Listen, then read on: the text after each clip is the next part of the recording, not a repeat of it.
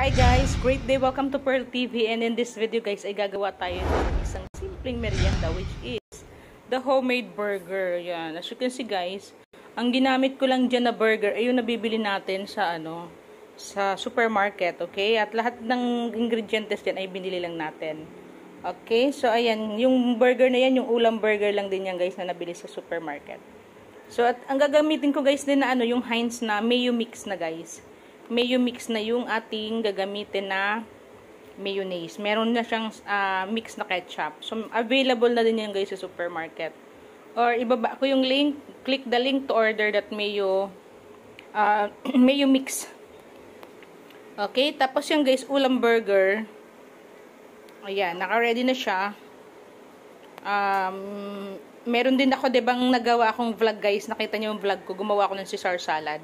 So, may leftover pa ako guys ng mga lettuce na may mayonnaise. That, I just made a very simple one kasi sabi ko nga, for the future, like that, kung i-recycle natin yung salad, diba, nagamit natin sa burger. So, para yung bata makakain din ng lettuce, okay? So, as you can see, ayan. Nilalagay ko na para naman ang mga bata ay makakain ng gulay. So, afterwards, ilagay na guys natin yung ating piniritong burger patty na ready-made na. Pinirito ko na lang din yan. Okay, so napakabilis lang gawin na burger, homemade burger guys. Ayan, lagyan din natin ulit ng mayo mix para naman mas masarap. Okay, masarap talaga guys yung mayo mix, proven.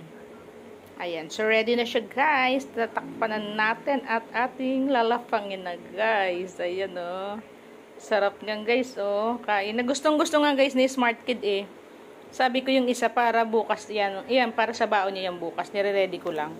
Para hindi na ako bukas magkakalat dito, 'di ba? So re-ready ko na yan sa rep. Naka-merienda na kami. Ayan, so isa lang okay na. Busog na sa isa. Malaki kasi guys, ang laki So, ayan guys, magandang business din guys yung burger. Okay, so burger, so yummy. As you can see. Please don't forget to like and subscribe guys. And, click the link if you would love to buy the mayo mix. Okay, Heinz mayo mix guys. Nasa baba yung link. Masarap talaga guys yung mayo mix niya guys. Or sa description box kung hindi niyo makita sa comment section. Thanks for watching guys. Bye and God bless. Subscribe for more videos.